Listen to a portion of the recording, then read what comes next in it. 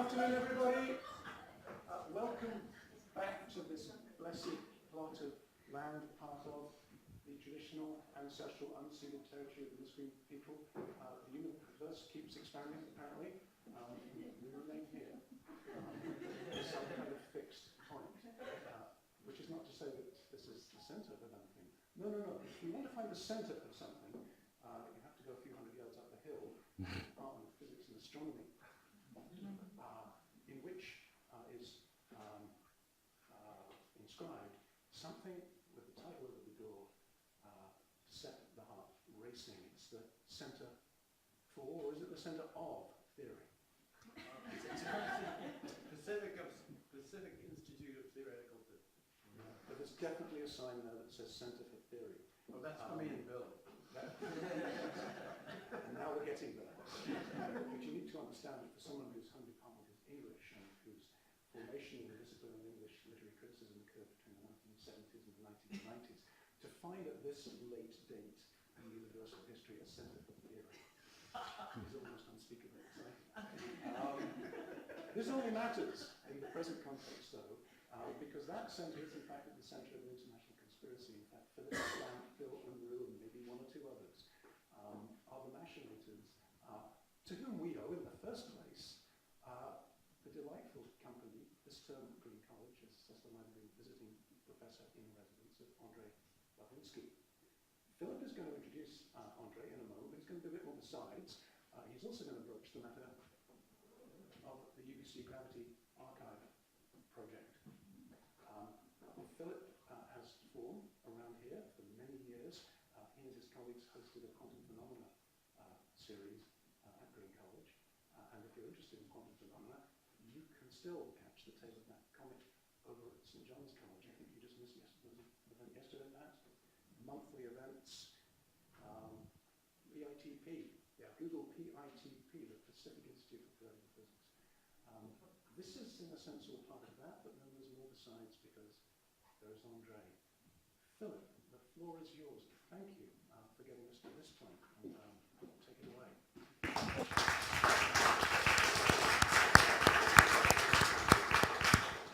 Thanks, Mark. I'm supposed to talk to this thing because it's being recorded, which means there are some things that I probably won't say. So Mark asked me to do two things before Andrei talks.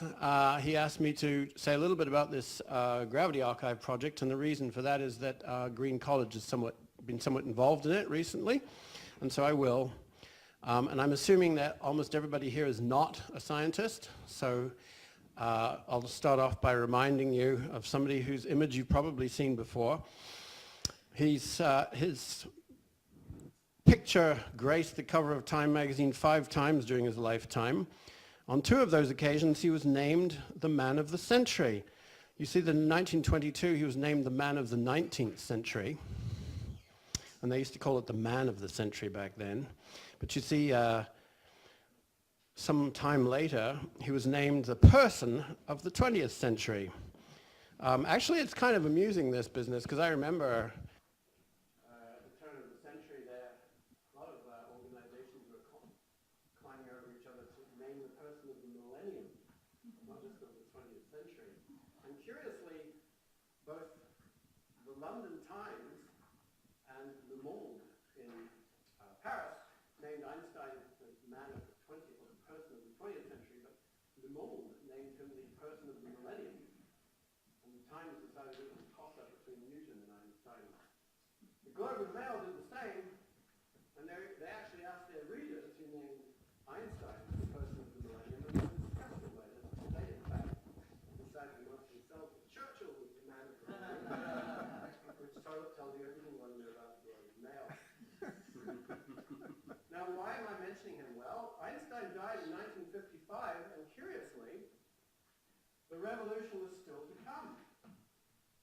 So here's some images, many of which you may have seen before, of supermassive black holes, of gravity waves from these, of the Big Bang image, of dark matter, and of quantum mechanics mixed up with gravity.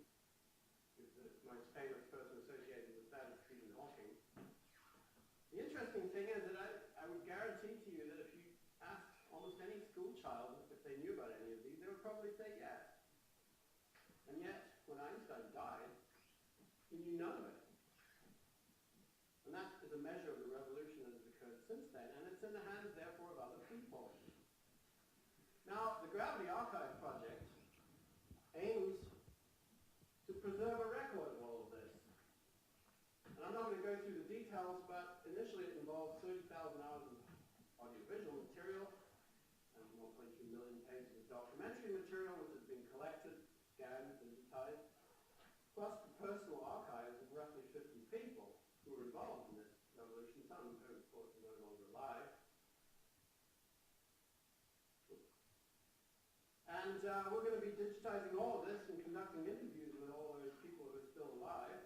And then there's a more ambitious plan to have an international center, which will be sponsored by both the arts and science faculties in the history and philosophy of gravity. So that's the Gravity Archive project, and it's at UBC. The people involved, however, extend well beyond UBC. So there's myself, I'm basically directing it, and Bill Andrew is very much involved as well. And there's various other people here at UBC. There's also Gianna Durante, who's joined very recently, because she's an expert in archiving, digital archiving.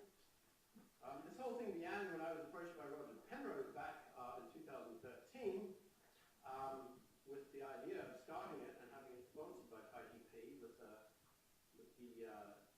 initial capital, if you like, provided by this Michael Wright papers.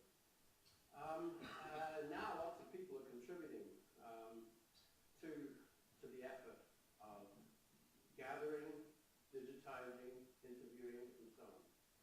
So that's the Gravity Archive project. This is an example of some of the material. So Roger Penrose, for example, who's, I guess, one of the giants of 20th century physics and mathematics, has these notebooks going back to when he was a teenager, which I mean, it's roughly 8,500 pages. This is the invention of Penrose tiling. This is the invention of a new musical system and an examination of the under effect of Bill Emery. He likes to doodle.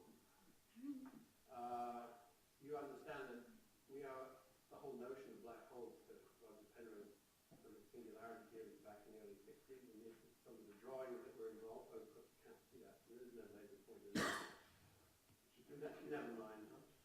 Anyway, for our physicists, these are fascinating. They're actually also priceless.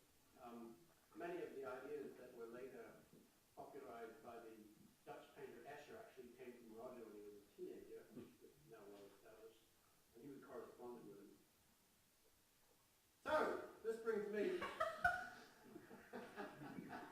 to our speaker this evening. So Andrei has become affiliated with this, and he's going to be talking to you shortly. So Andrei is a very interesting character.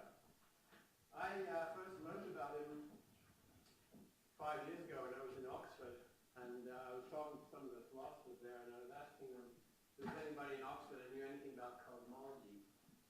And they said, well, there is one guy, named Pedro Ferreira, so they sent me off to talk to him.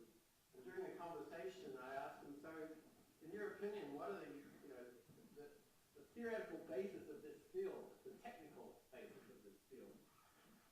Where would you say that it's found? And he says to me, I'll never forget it, Barvinsky 1, 2, and 3. So let me just briefly show you Barvinsky 1, 2, and 3. These are samples from Barvinsky 1, 2, and 3. So I went and looked at them, and well, they're definitely interesting. But since I didn't know Andrei at that point, I decided to continue with what I was doing. But one of the things I was doing, I just moved into the field that Andrei is a very well-known expert in, and some questions came up that I asked Bill, and he couldn't answer them, and then one of the postdocs said, well, you should ask this guy Barvinsky. So I emailed him. And I could tell from the reply that he thought I was totally ignoramus, but he was very polite. Anyway, things went along from there, and I eventually invited him to UBC and to talk about stuff.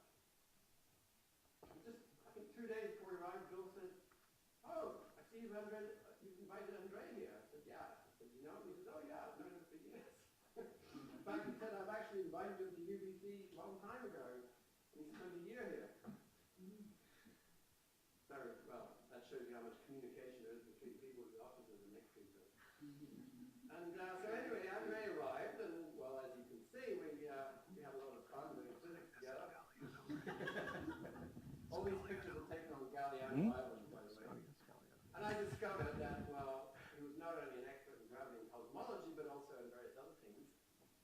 In fact, when Mark said, well, we really ought to have a public event with Andrei involved, I said, well, why don't we have a debate on who's the better writer, Goldsworthy or Tolstoy? Because Andrei would argue strongly for Goldsworthy, and I would argue equally strongly for Tolstoy. And in fact, we have a pact, which is we're both going to visit Tolstoy's his house, and we're also going to visit Goldsworthy's house at some point. Anyway. We're actually talking about visiting Tolstoy's grave. Well, it's in his premises, yeah. Well. Anyway, so, and then of course I had to go to Russia, and I found that they have really nice desks.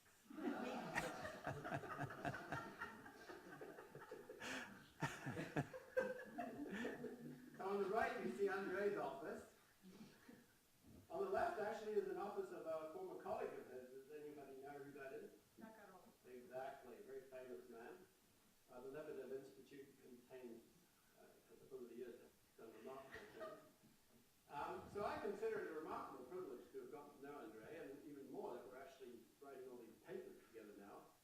And so I thought it was wonderful that Green College would invite him. In fact, this is, as I think I've already indicated, not his first visit here. He was come twice previously to work with me, and on those occasions he was invited by the Peter Wall Institute, which is also helping fund this visit. But I understand, what is his official title? Yeah. Cecil, I agree. Visiting professor in residence. There you go. Quite a mouthful. I would like now to hand over to Andrei, because he's going to tell you all about, well, actually, I'm not quite sure. Thank you very much. Okay. Well, in a sense, I would never, ever have expected that the facts of my biography or my belongings would be put or mingled with the biography or the belongings of Andrei Sakharov. You know, that's for me, this is maybe too much. In a sense, well, thank you very much for this introduction, though, of course, but you know, you make me flush actually. Well, you know, by the way, this interesting chair, do you see this moving? Yeah. This interesting, not chair, but the desk. It actually first belonged to the director of the theory department of the Lebedev Institute, academician Tam, and you know, he was one of the first Nobel Prize winners in the Soviet Union, and then it went to the study that was occupied by Sakharov during the days not so long before his exile to Gorky City. And so on. Well, that's of course, well, this was not really correct to call me his colleague, because at the time when Sakharov was there, I was not yet a member of the Department of Theoretical Physics, Theory Division, Theory Department of Lebedev Institute. It was much later that I actually entered this, this institution. Well, anyway, let me actually go over to my talk. Just a minute. I have to change. Yeah. This is the subject of my talk. And I would like to begin with the following. In a sense, this is my second time that I'm staying at the Green College as a visitor to UBC. And the first visit was very long ago, I think more than 16 years ago. But I invariably enjoyed hospitality, great spiritual atmosphere,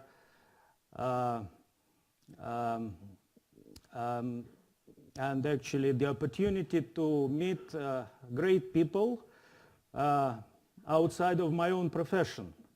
So, and discuss with them all possible sides of our life and science and arts. So in the attempt to somehow repay for all this, I'm just going to talk a little bit about the subject of my own research, and in particular about the maybe the most grandiose phenomenon that exists in nature, cosmological expansion, that really is the source of everything that is around us, and in a sense the source of our own existence. So this is the cosmological expansion. But I will also, along with this expansion, I would like to talk also about another type of expansion, the expansion of the ideas and the bearers of these ideas, the ideas about the physics of our universe, and the bearers of these ideas, the expansion beyond the Iron Curtain that separated Soviet Union from the rest of the world. Basically, during the last years of the Soviet Union, when I could myself directly watch these people and work with them and so on. So I will first talk a little bit about physics, then I will talk about the people associated with this physics, responsible for this physics, and then I will get to physics back again, maybe touching on rather, so to say, philosophical, ontological issues of the history of the universe and philosophical principles that actually stay behind our motivation for the research of the laws of nature. And one of these principles is just the principle of mathematical beauty. And maybe I will just start with this. So it was more than 65 years ago when the founder of quantum mechanics, one of the greatest scientists, physicists of all times, Paul Adrien Maurice Dirac, inscribed the following words on the wall of the Department of Theoretical Physics of the Moscow University, which I myself graduated from. He inscribed the following word: physical law should have mathematical beauty. And in a sense, one of the main goals of my talk would be just to try to get you imbued with the significance of this maxim. So, we know, I think everybody knows now that the universe expands. And of course, there are very different viewpoints on the importance of this phenomenon, the importance of studying this phenomenon. For example, one of these viewpoints, not very recently, not too long ago, expressed by the Nobel Prize winner, by the creator, the founder of the standard model of particles of fields, Nobel Prize winner, Steven Weinberg. This is one type of opinions, and another opinion by one of the politicians whom apparently you remember very well. So this diversity in opinions actually did not prevent Edwin Hubble in 1929 to measure the rate of expansion of the universe. So all the distances between, and due to him we know actually the Hubble law. according to which all the distances between all the subjects, all the objects in the universe, the velocity with which these objects move away from each other is actually proportional to the distance between them. And the coefficient of proportionality, this is what is called Hubble constant h. This is about 70 kilometers per second per 1 megaparsec, which means that when you increase the distance between the objects by 1 million parsecs, or 3 million, or about 3 million light years. You know what is light year. Light year, this is a distance covered by light in 1 year. That's enormous distance. But anyway, if you increase the distance between the objects by such a distance, then the relative velocity of these objects grows by 70 kilometers per second. And by measuring this expansion, actually Edwin Hubble, he confirmed the prediction that was done many years before that about the expansion of the universe, the prediction done by the Russian physicist and mathematician Alexander Friedman. Now, what was then? In 1965, Penzias and Wilson, they discovered the radiation coming from cosmos like the radiation of a black body with a temperature which is about 2.7 kelvins. You know, this is 2.7 centigrades above the absolute zero. This is very small temperature. And this radiation turned out to be very, very isotropic and very homogeneous, so that the variation of temperature would be less from one point to another on the sky, would be less than 1 part in 100,000 parts of the total temperature. So it was practically absolutely homogeneous.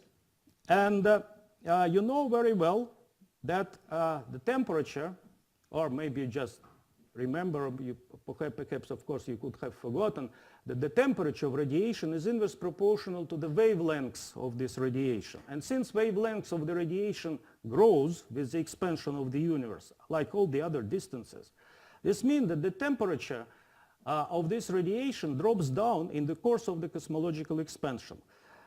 This means that actually when the universe was 1,000 times smaller, the temperature was 1,000 times bigger, and this means that this was the temperature of about 2,700 degrees. This is the temperature at which the positively charged proton and negatively charged electron, they recombine to form the neutral atom. Before, with a temperature higher than this value, they actually form, they freely float in space-time, in space, and create the media which is not transparent for the light. And this means that the universe was not transparent before that moment when it was 1,000 times smaller than it is now. But after that, it became transparent, so that we can actually see the light coming to us from that enormous distance and actually try to study it in order to understand the structure of the universe in those very old times. And this was exactly what Penzias and Wilson saw with their antenna. And of course, the level of precision of their antenna was low enough. They could not really measure the variations in the value, in the magnitude of this temperature. But well, in the course of time, the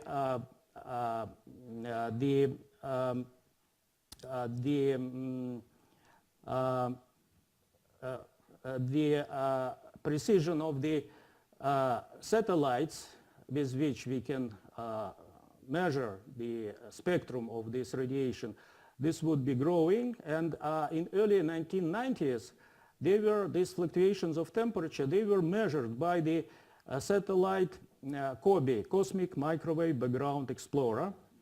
And then this precision and actually the cosmology entered the epoch that was called the epoch of the precision cosmology. And since that time, the level of accuracy of measurement of this radiation was growing.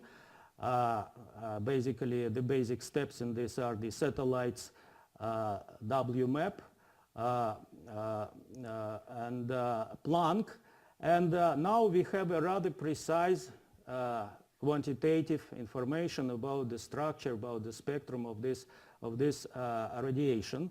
And this actually allowed us to construct, to formulate the history of our universe, which is called the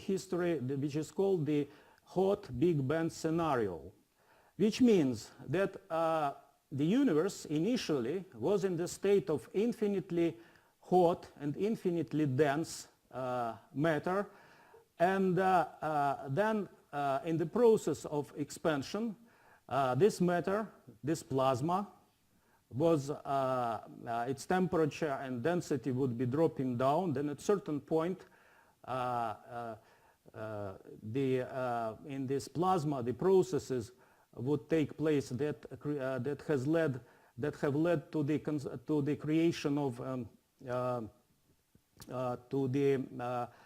formation of the of baryons, which are protons and neutrons, and then it has led to the process of formation of the kernels of the lightest atoms, and these atoms of the periodic table of chemical table of Mendeleev, they actually form the solid matter, and this solid matter eventually formed stars, galaxies, clusters of galaxies, and eventually this very diverse and very spectacular large-scale structure of the universe that we can observe now with the telescopes or even with the unaided eye. But this hot Big Bang scenario, it would contain a number of intrinsic contradictions. And these contradictions, one of the main contradictions would be the fact that, as you can see on this picture, very big level of homogeneity now would imply that the initial state should be also unnaturally isotropic and unnaturally homogeneous, which is impossible from on the general ground. And for a number of years, this contradiction was actually not possible to overcome until the point when American physicist, one of the experts in the field of quantum field theory and in cosmology, Alan Guth, put forward a conjecture that if we conjecture the existence of the special stage of expansion of the universe, which is the so-called accelerated exponential expansion, which is shown here in the form of this very rapid growth of the size of the universe. So the size of the universe is shown here by this graph. So this is time, and this is the size of the universe. So in case if you assume the existence of this accelerated expansion, very rapid expansion of the universe, then and the exponential means the following: that when time grows twice, the size gets squared. When time triples, the size gets raised to the cubic power, and so on. And actually, the coefficient of proportionality, h, which is standing here in the exponential, this is also called the Hubble constant, but this is, of course, the Hubble constant of the epoch of this very old stage in the history of the universe, not the Hubble constant that we observe now. So the conjecture about the existence of this stage actually resolved this dramatic contradiction in the hot Big Bang scenario, and the next step in understanding the evolution of the universe is the following. Actually, even before the conjecture done by Alan Guth, a number of Soviet Russian physicists, they actually used this exponentially expanding gravitational background as a background for studying the cosmological perturbation, the theory of the cosmological perturbations in the early universe. And actually, these three physicists who contributed, have made contributions to this theory. These are Alexei Starobinsky, Slava Mukhanov, or Vyacheslav or Slava Mukhanov, and Gennady Chibisov. And they actually suggested that apart from formal mathematical side of this theory of cosmological perturbation, they put forward the idea that these waves of gravitational and density perturbations actually served as seeds that grew to become galaxies, so that they, the source of, for formation of all the large-scale structure that is surrounding us in the present-day universe. In a sense, these ideas were later suggested also by a number of Western physicists, including Stephen Hawking, again, Guth, Pais, Steinhardt, Turner, Albrecht, and a number of others. So you see, this theory was based on the on quantum mechanics, on the Heisenberg uncertainty relations. I believe you have heard about this. These uncertainty relations, they imply that actually any type of matter has non-vanishing so-called zero vacuum fluctuations which bear certain non-zero, non-vanishing energy. And these quantum fluctuations actually would grow in the process of the exponentially fast expansion. Well, I forgot to call this expansion stage inflation. Actually, this name inflation was coined by Alan Guth. So in the course of expansion, this inflationary expansion, due to this quantum zero fluctuations from the vacuum of matter, quantum matter, were created real particles, and then in the process of expansion, these real particles, they got reheated, and then they formed this original primordial plasma, out of which actually originated the state that was previously considered to be described by the hot Big Bang scenario. But you see, what happened, there was a kind of a change of a paradigm, because the paradigm of the hot Big Bang scenario was the creation of the universe from the original infinitely hot and infinitely dense state of matter. But in the inflationary scenario, the situation is absolutely opposite. Initial state is basically vacuum or nearly vacuum, and everything actually originates from the zero point vacuum fluctuations of quantum matter. Now, and in this sense, actually, this picture of the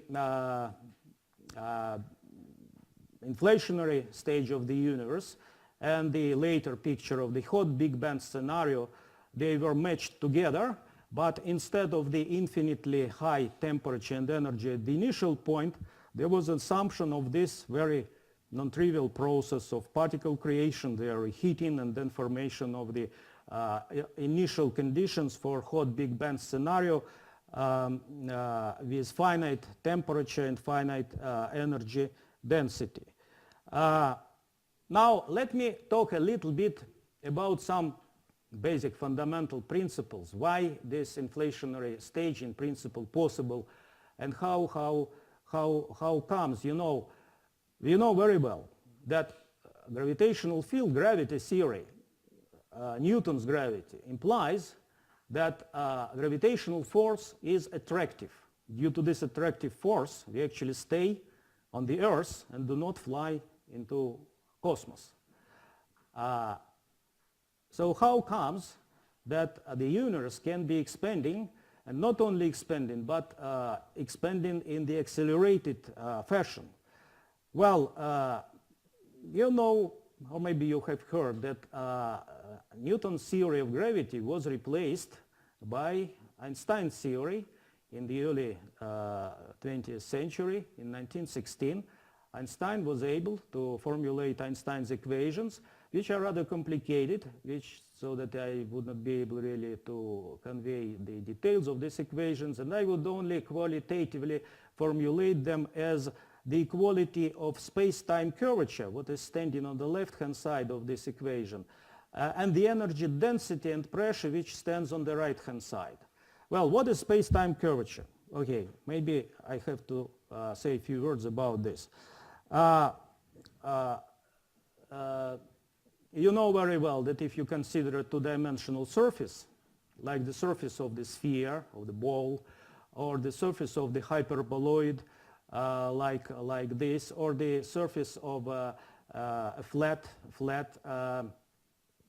page, leaf of the page, then one can ascribe to all these surfaces the notion of positive, negative, or zero curvature.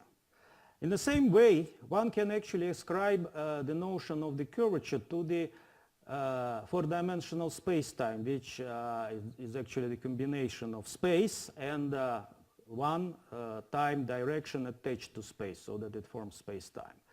And according to Einstein's equations, the matter, its energy, density, and pressure, they actually curve this space and create curved space-time. Now, it turns out that Einstein's equations can be endowed with what is called the cosmological term or cosmological constant, which was done by Einstein in order to provide the stability or the static nature of the universe. Because when he suggested these equations, he immediately suggested he applied it to the universe as a whole, and he wanted to have a solution of these equations which would be static, because at that time, in early 20th century, people still did not know about the expansion of the universe. They thought that the universe is static, and therefore, in order to compensate the attractive force of usual Newton's nature, he suggested to introduce additional term, which is called cosmological term. And if you put it on the right-hand side of the Einstein equations, like you can see here at the top of this slide, then one can actually show that this is equivalent to the negative pressure of some exotic matter living in space-time. And this negative pressure can produce the repulsive force such that it would compensate the attractive force of gravity. Then it turned out that when Russian-Soviet physicist and mathematician Alexander Friedman, when he learned about Einstein's equations, he actually came forward with the other idea, that this compensation of the attraction by repulsion can be not complete, or can be simply absent at all. So he suggested to eradicate the cosmological constant from Einstein's equations, and then he immediately derived at the tip of his pen the phenomenon of cosmological expansion. So in a sense, he was the first who suggested the expansion of the universe, predicted its existence. And later, after that, Einstein, he agreed with Friedman, and he even said that it was my most serious ideological blunder to introduce in these equations the cosmological term. Now, well, so lambda is a repulsive force, and this cosmological constant can generate the Hubble constant describing the accelerated expansion of the universe. Well, actually, this is why in principle we do not have actually the fundamental cosmological, to introduce fundamental cosmological constant in these equations. This accelerated expansion can also be driven by certain special types of matter because Einstein's theory, in contrast to the Newton's theory, has the following property. In Newton's theory, it is only the mass of the particle that weighs or produces gravitational field. In case of the Einstein theory, also the pressure of matter can weigh. It can produce either attractive or repulsive force. And it turns out that if you consider some exotic type of matter in which the pressure equals minus the energy density of this media, then it turns out that this particular media would play the role of the cosmological constant and generate this accelerated expansion. And actually this matter, which has these properties, or this is now this matter is usually modeled as a scalar field. This scalar field has a special name, inflaton, which means that this generates inflation. And this inflaton scalar field in the state of the so-called slow roll approximation, which corresponds to this equation when the energy density differs from the pressure by just inversion of the sign. This was suggested by, again, by Russian Soviet physicists, by Alexei Starobinsky and Andrei Linde. So in this way, there was suggested the picture that I already described, the picture of matching the inflationary stage of the universe, which is depicted here on this picture by this bluish part of the universe, and the state of more or less moderate expansion corresponding to, after the end of inflation, to the situation when the inflationary stage terminated. It has led to the creation of particles from the vacuum state, and these particles reheated and then started forming stars, galaxies, clusters of galaxies, and in the end we live here, and we have these satellites that can actually measure the structure of the universe via this relic radiation that comes to us from the point of recombination epoch that was, well, the recombination epoch is supposed to be sometime when the universe was about 300,000 years old. But now our universe is supposed to be about 14 billion years old. So actually all these exotic processes that has led to formation of these seeds of everything that surrounds us now, they actually took place, all these processes took place in a tiny, tiny fraction of the second, and then they have led to what we see now. Now, I'm afraid that you are all tired of these physics details. And well, actually this confirms my So let me talk a little bit about people who are responsible for this physics. And what I promised, and I will focus actually on those people who were dealing with, were solving all these problems of early universe physics and suggested all these mechanisms. I will basically focus on those people whom I had great luck in my life to meet myself, to watch myself, to talk to them, to socialize. And you know, this was actually the epoch of last years of the Soviet Union. And the physicists who worked in these years, they were actually brought up by even earlier epoch, by the epoch of 60s.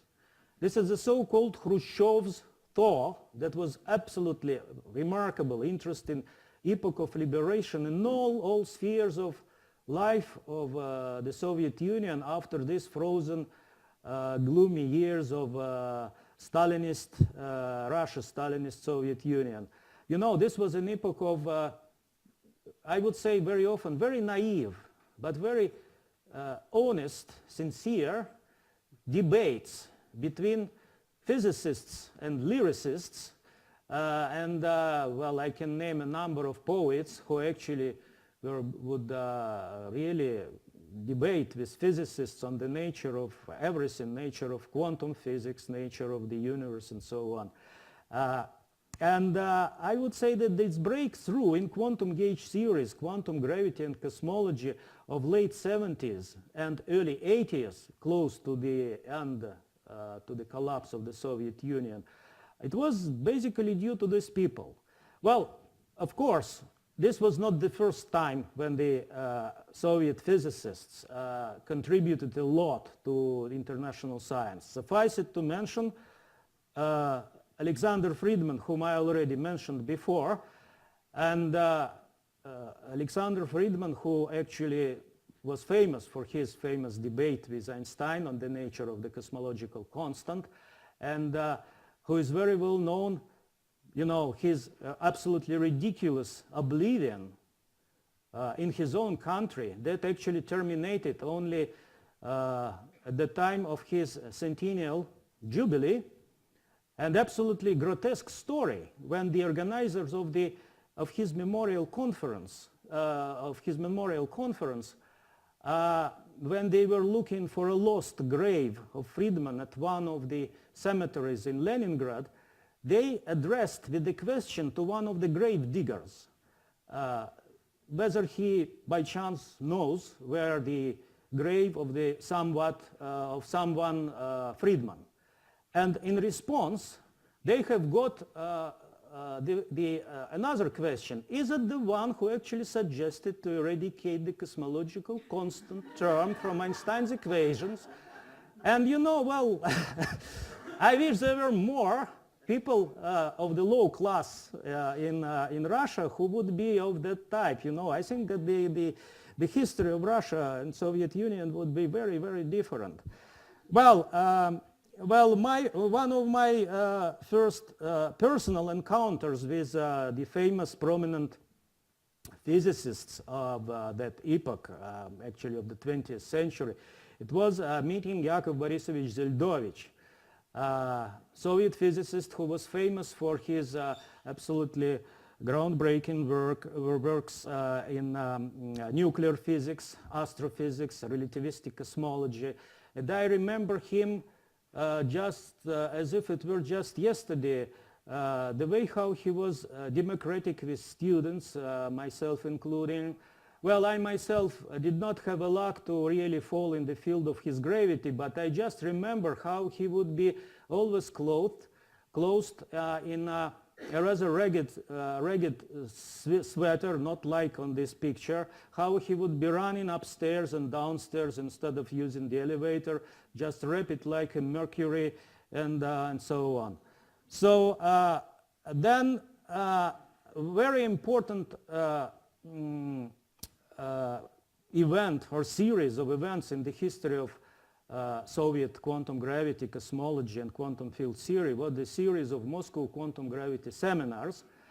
And the moving spirit behind these seminars was Professor Moisei Markov, a very interesting person he actually belonged to such a pleiade of people who were responsible for the Soviet version of the Manhattan Project. And since this project, creation of the nuclear bomb, was successfully accomplished, he and other people, they actually acquired a very big authority and power in the country. They became academicians, and actually Professor Markov, he used this power in order to create and increase contacts between Western scientists and Soviet scientists. And in this way, the series of Moscow quantum gravity seminars was created, was organized by him and his people. And for example, here you can see American professor Bryce DeWitt, together with Markov. Now, here you can see Bryce DeWitt sitting in the session of Moscow Quantum Gravity Seminar with Andrei Sakharov and Jakob Zeldovich. Sakharov was already mentioned before. You know very well that Sakharov, this is iconic figure of the last years of the Soviet Union. He was actually a creator of the Soviet H-bomb, hydrogen bomb. He was the author of the theory of convergence of capitalism and socialism. Then he was a leader of democratic opposition to the Soviet power in the last years of the Soviet Union. And so here, for example, you see him at one of the Moscow Quantum Gravity Seminars together with Stephen Hawking, whom of course you know very well. And it is very interesting actually to observe the evolution of Andrei Sakharov. For example, here in early 50s, he is sitting together with academician Kurchatov. And Kurchatov was the head of the Soviet Manhattan Project, so Soviet nuclear program, the program of creating the nuclear bomb. But here you can see him, sometimes in the end of 1980s at the reception in the White House. And here he is together, he is at the 80th birthday of Edward Teller, who is a very well-known hawk of the Cold War and creator, one of the authors of the American thermonuclear bomb. So you see, this is how what the last years of the Soviet Union looked like, and this change of historical social paradigms, they were it was so visible. Now, getting back to the Moscow Quantum Gravity Seminars, let me actually mention some other people now and then related to the life, to scientific life in Canada. For example, here you can see Valery Frolov. Well, now he is a Killam professor at the University of Alberta. Then this is Werner, to the right of him you can see Werner Israel. He is a professor emeritus in Victoria, and this is a person who is very well known for fundamental contributions in the theory of general relativity. Now, here you see Frolov, Valery Frolov again, together with Bill Unruh, professor of the Department of Physics and Astronomy here in UBC, and he is the author of the very well known famous effect, Unruh effect of quantum fields in curved space-time. And then you can see also Victor Berezin and James Hartle on this picture. James Hartle is professor of the University of California at Santa Barbara, and I ask you to remember his name because we will get back to him a little bit later. What is the most interesting, I would like also to talk about the person who played a very important role in my scientific career. This is Gregory Vilkovisky, with whom we had about 15 years long collaboration, actually my teacher. And due to him, I also fell in the field of gravity of Bryce DeWitt. So you can see all of us together discussing at one of the Moscow Quantum Gravity Seminars. And finally, let me show you one picture from the same seminar. This is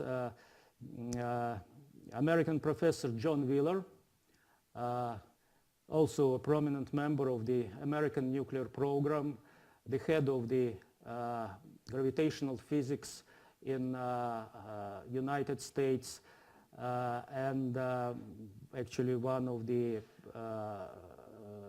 the person due to his book Einstein's Vision, I was forever converted to gravitational physics during my high school years before the university. And this is where we are after the excursion to the exhibition of the well-known post-revolution painter in Soviet Union, Pavel Korin. And the name of this exhibition is Descending Russia. Now, well, to finish the subject of the descending epoch of Moscow quantum gravity seminars, let me just mention that in the days of these seminars, I think the main achievement was the revelation actually of the importance of the inflation theory in cosmology. And as I already mentioned before, the people who are responsible for the creation of this development of this theory, these are Andrei Barvinsky, who suggested this slow roll approximation for the scalar field, for the inflaton field as a mechanism of inflation theory. Then you can see in the middle, this is Slava or Vyacheslav Mukhanov. Presently, he is a professor at Ludwig Maximilians University in Munich. And finally, this is Gennady Chibisov, one of the co-authors of this theory, together with Slava Mukhanov. Well, so how much time do I have? You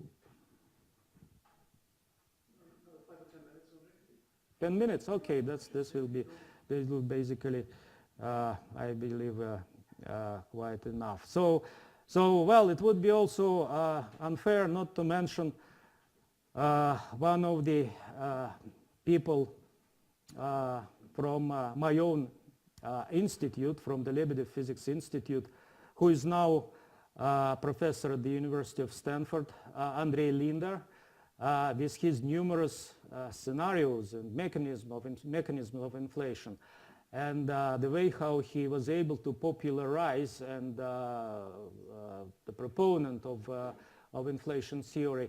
And actually the level of popularity of Andrei Linder was so high that even American immigration authorities, they would let him in the United States without visa in the early years of his professorship at Stanford. You know, that was very, very unusual, as you can imagine. Now, well, so let me talk a little bit about the physics again. This is about the creation of the inflationary epoch. Actually, this is the history, the story about the birth of the universe. And I think this is more interesting than inflation itself, because it actually amounts to questioning such fundamental issues like the nature of space and time. In the wording, say, of St. Augustine of Hippo, that space and time had both one beginning. The space was made not in time, but simultaneously with time. So what was at the beginning when the inflationary stage of the universe started? Actually, for the creation of the universe, there exist two competing concepts, and they qualitatively, both of these concepts can be qualified as the birth of the universe from nothing. And well, again, in this suggestion of this birth of the universe from nothing, there is a Russian trace, Russian influence, because, for example, here you can see on the left-hand side of this slide, you can see Alexander Vilenkin, who suggested the so-called tunneling proposal for the wave function of the universe. And again, there is an absolutely grotesque story associated with realities of Soviet Russian life, because the idea of the tunneling wave function of the universe was conceived by Alex Vilenkin when he was a custodian of the zoo in Kharkov city, which is a Ukrainian part of the Soviet Union.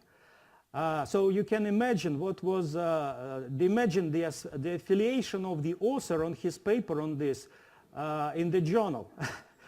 And then, of course, it would be also unfair not to mention other people who co-authored this suggestion for the tunneling wave function, and among them again Starobinsky, Zeldovich, Linde, and also my classmate Valery Rubakov, who is very well known for his monopole catalysis of the proton decay and for the creation of baryonic asymmetry in the early universe. Now, well, just a few words about what is tunneling in quantum mechanics. What does it in principle mean? You know very well that in classical physics or in our everyday life, in order to go across the hill, you have to climb on top of it and then descend. In quantum mechanics, in order to overcome the potential barrier of some way, of some nature, you can actually go under this potential barrier. You can penetrate so that even if you do not have enough energy to raise to the top of the potential, still quantum mechanically you can tunnel through this potential barrier. Well, this process was actually first suggested and then used for the description of the alpha decay. You know, this is the decay or the proton can actually escape the kernel of the atom by this tunneling process. Otherwise it gets trapped by the nuclear forces inside the kernel. But to go through the potential barrier created by these nuclear forces, you can invoke the ideas of these tunneling processes and And this process was actually suggested by another refugee from the Soviet Union, actually in the most gloomy years of Stalin's epoch. This is George Gamow, who suggested this phenomenon in physics. Well, under barrier, or classically forbidden state, which describes the tunneling of the quantum mechanical particle or quantum mechanical object under the potential barrier, is usually described in mathematical terms, in terms of the imaginary time. Now, imaginary time, well, for those who are not too tired of formulas, the imaginary time arises very simply. When your total energy is lower than the potential energy, this means that the kinetic energy of this object should be negative. But it is quadratic in the velocity. So in order to extract square root from the negative value, you have to use complex numbers, imaginary number. And imaginary time, this is the way how it appears. Imaginary velocity implies that the time is described by not a real number, but imaginary number. And this is a description of this classically forbidden process in terms of imaginary time. If you apply this concept to gravity theory, this would mean that we are going to the description of the so-called of our world in terms of the so-called Euclidean space-time. And actually evolution in the imaginary time implies that from the exponentially expanding exponential law of expansion of the size of the universe in time, you have to go to the trigonometric function, well, sine of the imaginary time. And this trigonometric function actually describes a kind of the space which looks like a four-dimensional sphere. Well, it is very hard to actually visualize this process, I believe. But if you imagine that our space is represented by this circle, which is shown here, then the evolution of this space in Euclidean imaginary time implies that the size of this space shrinks, actually runs to zero when you get from the equator of this hemisphere to the pole of this hemisphere. So this is actually the process of creation of the universe from nothing, from the point, from the domain which has a zero volume, zero scale. this is the way how actually the creation of the universe can be expressed in terms of the either tunneling or another version of this Hartle-Hawking wave function of the universe, or the so-called no boundary proposal. And this proposal is due to Stephen Hawking and due to James Hartle, professor of the University of California at Santa Barbara, whom I have already mentioned above.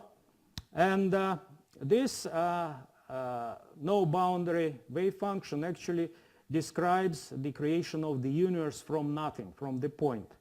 But of course you know very well, there is a very simple truth that nothing comes from nothing. And so this is intrinsic contradiction of these two proposals. And on top of this, there are other difficulties, which are in particular, one of the difficulties, for example, is that, you know, this no boundary or tunneling proposal, they actually describe the origin of the universe from the vacuum, exactly like it was described in inflation theory. But if you look into the structure of vacuum more accurately, then you would understand that this quantum state of vacuum is not unique in curved space-time. This is very undetermined object, because there are infinitely many different vacua which can describe the what is called vacuum state of the universe. So the question arises, why this the creation from nothing rather than from everything? Because we have to choose what we have now from something about which we do not have to make additional assumptions. So what can be the alternative for the quantum state out of which our universe has been created, originated? Well, this alternative, this is actually the transition from the quantum state, from the description of the universe in terms of the quantum state or a wave function. Perhaps you know that one of the main objects in quantum mechanics describing the behavior of quantum particles, this is the wave function, their wave function. So this is a transition from the notion of the wave function to the density matrix.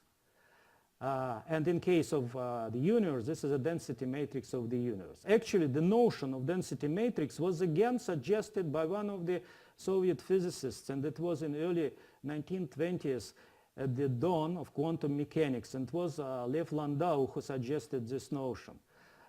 Basically, the difference between the density matrix and the wave function of the universe is the following.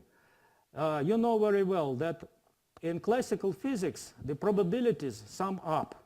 For example, if you throw many times the coin, then 1/2 of the times you will get heads and other 1/2 tails. So that the total probability 1/2 plus 1/2, this is just 1. But in quantum mechanics, it is not the probabilities that should be summed up, but what is called wave functions, quantum states, amplitudes. And this leads to a more complicated rules of calculating these probabilities. So it turns out that there are states of quantum systems which are somehow somewhere in the middle between classical and quantum objects. And these states are usually described by the density matrix. So basically, mathematically, the difference between the wave function or the state, the so-called pure quantum state, described by the square of the wave function, like it is here on this equation, then the density matrix is just the sum of the squares of different wave functions. So the density matrix of the mixed state is not factorizable. And so the suggestion in the case of the universe, of the creation of the universe, is that the density matrix of the universe should be composed out of all possible solutions of the so-called Wheeler-DeWitt equation. If you remember, I have already mentioned the names of these two people, John Archibald Wheeler and Bryce DeWitt, and they are considered to be the authors of the basic fundamental equation of quantum gravity, which is the Wheeler-DeWitt equation. So if you take all possible solutions of this equation and construct out of them this density matrix by the rule which I just formulated at the previous slide, then you will get the density matrix of the universe, which describes, so this is a kind of a sum over everything. And motivation for such suggestion that instead of creation from nothing, we are suggesting creation from everything.